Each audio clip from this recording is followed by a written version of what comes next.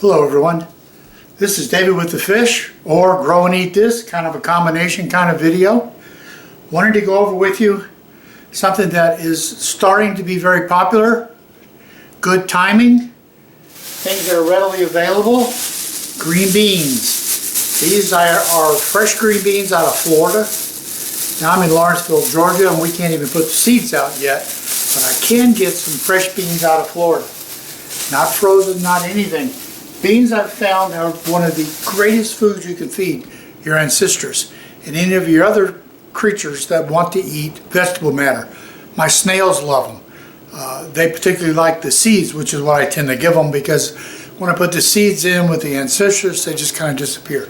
So this video is going to be about how to take fresh green beans and turn them into food ready for your fish. I originally learned about the green beans from Greg Sage. I'm sure he wasn't the first, but on a trip out there to talk to their club, got to go see Greg Sage in his fish room, which is amazing, and he feeds all of his long-finned, beautiful ancistrus, feeds them green beans. He gets the big cans of them. Over here I get a can of green beans and they're like cooked into mush, and half the can is water or empty, and it's just a terrible, terrible value. The fish don't seem to think much for them either, but I'm telling you, you take fresh green beans and you cook them up, there will be no waste in your tank. Most people like to do zucchini. Zucchini's great. Feed all the zucchini you want. My problem with zucchini is it just destroys my water. Whatever they don't eat seems to turn into this cloudy mush that floats around, destroying the quality of the water. Green beans, they just go away. Everybody eats them. Maybe you have a few skins left showing, but that's it. There is no bean left to rot. So here's how we're going to do these, and I'm going to switch it over just a little bit. Besides that, you've spent enough time seeing me.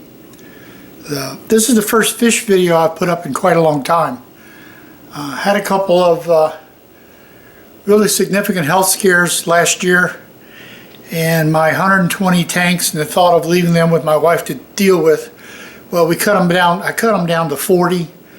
And by the time I got them all cut down to 40 and the fish rehomed and the tanks gone and the space done, well, somehow or other, that experience, I seem to have gotten better. So, at least for the moment, I got 40 tanks, and I'm going to see what I can do to fill them up again. That and the garden ought to keep me pretty busy. So that's enough of seeing what this old guy looks like. Let's get down to business. Now, I got these beans at the Cab Farmers Market, and I frankly don't remember if they were organic or not. I was so happy to find fresh beans at a price I could afford that I got them. But either way, organic or not, you still gotta rinse them. You can't take a chance on any residue getting to your fish. Nothing's worse than thinking you're doing something good for your fish and killing them because you didn't bother to rinse out the beans real good. So, we're going to get these guys stirred up. When I was talking about being beautiful beans, there's what they look like. Boy, are those gorgeous. Fish will go nuts for them. So, yeah, there's actually some junk in this water.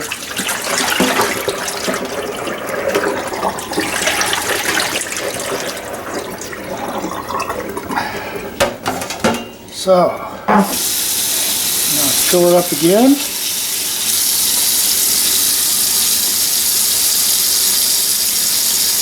Now the idea here is that you want to cook them.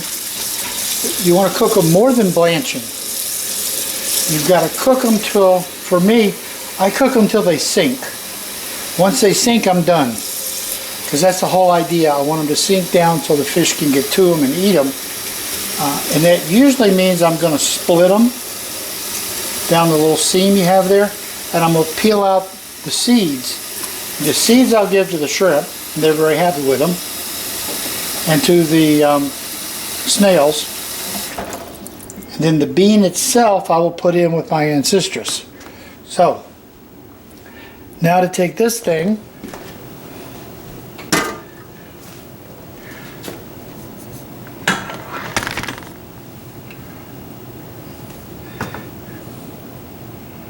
Now, as you can see here, I got lots of extra water. As far as cooking beans is concerned, water's cheap. You need to bring this up to a boil, and that's when they'll really start cooking. And I've got to put a timer on it because I get bored and I walk away, and next thing I know, I got a budding disaster on my hands. I also would be remiss if I didn't put in, check on your beans enough to make sure that you haven't run out of water. Somebody that I did a video on with these years ago let theirs run out of water, and boy, they make a mess burning up the pan, and that didn't go along too well with the wife. So I'm going to put a top that helps hold the heat in. I want to let the steam because I don't want it boiling over. And I'm going to check it enough. I'll give it probably 15 minutes on these beans.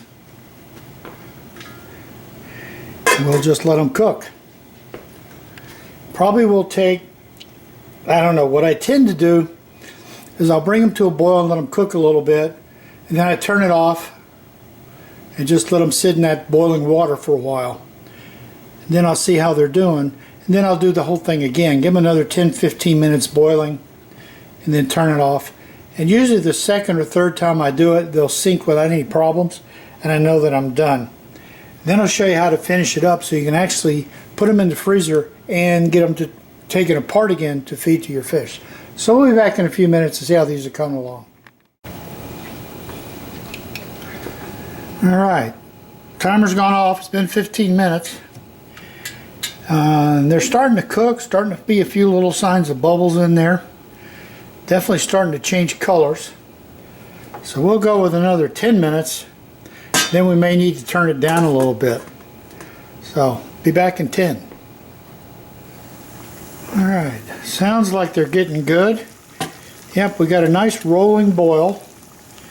And as you can see, a lot of the beans are starting to sink. But not as many as I want yet. I want them all sinking.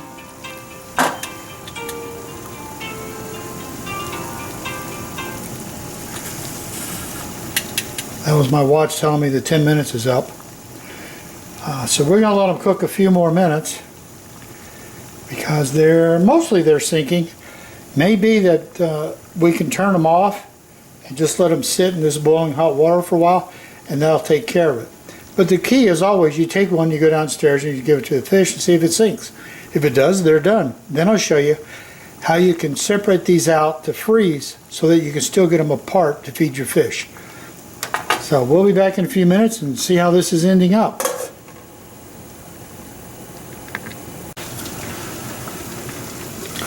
Alright, it's time to see how these beans are doing. So I'm going to try not to get burned and fish one out.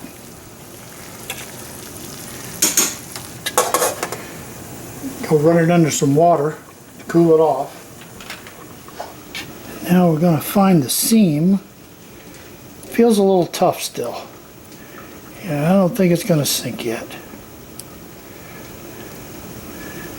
No, it's still very, very tough. So we'll put it back in and let it keep cooking for a while.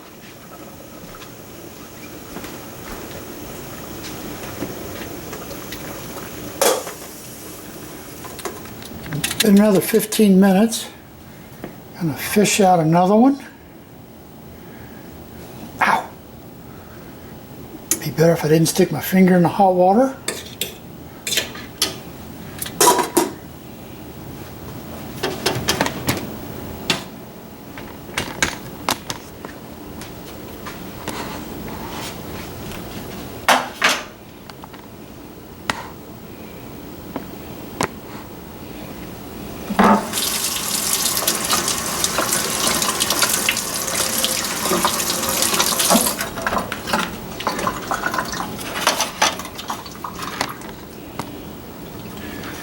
Managed to break it, but I'm going to find the seam, open it up, pull the seeds out,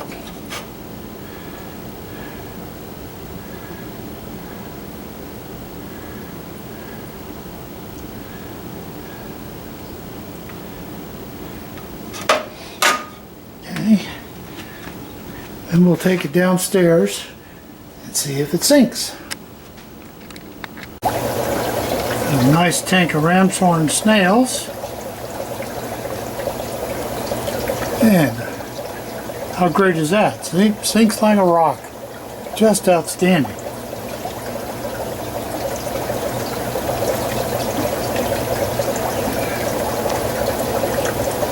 Now switch over.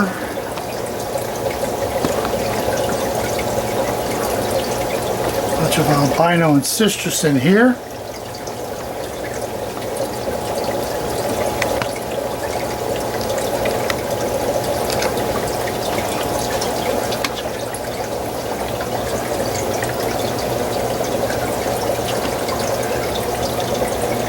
And there we go, sinking away. Okay, so these are ready to process and get into the freezer.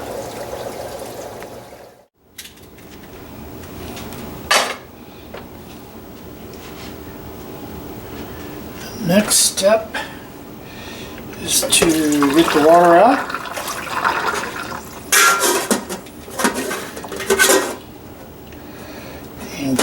And keep the beans in.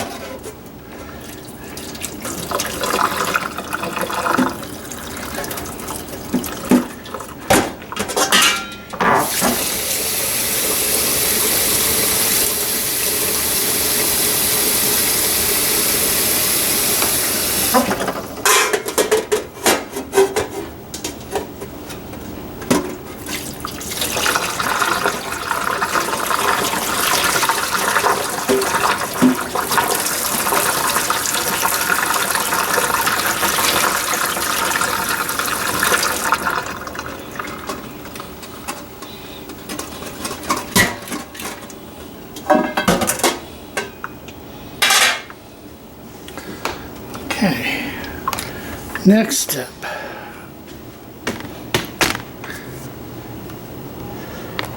Move all these beans over to a nice big heavy towel. Spread them out, because if we don't, when we freeze them, we don't want them sticking together, and for that to happen, they're going to have to be pretty dry.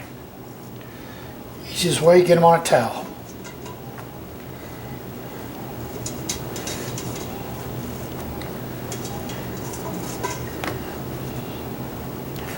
I realized that you could just buy a can, open up the can, and feed the stuff inside the can. I've tried that. I thought that was disgusting. The beans were so overcooked. And there were so few beans actually in the can. It was like mostly water and not much. And I'm looking for nutrition. Now these beans here, well, let me tell you, these are good beans.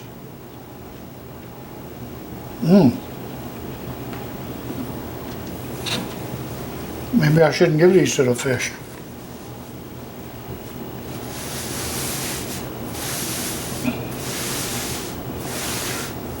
Then we're going to let them dry like that for a few minutes.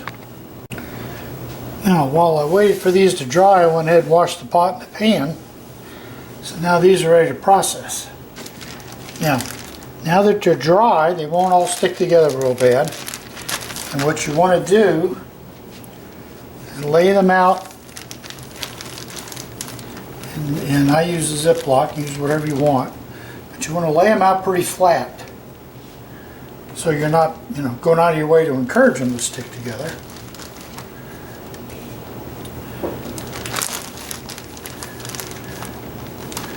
I didn't pay attention to how much I bought on these beans. I just bought a bunch. And I'm thinking they're going to fit very nicely into 2-gallon zips, laying out real flat.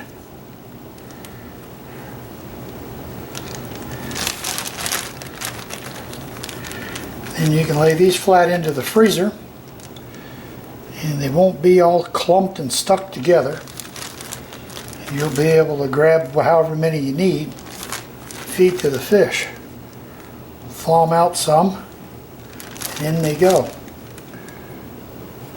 Whatever I'm feeding, white worms, black worms,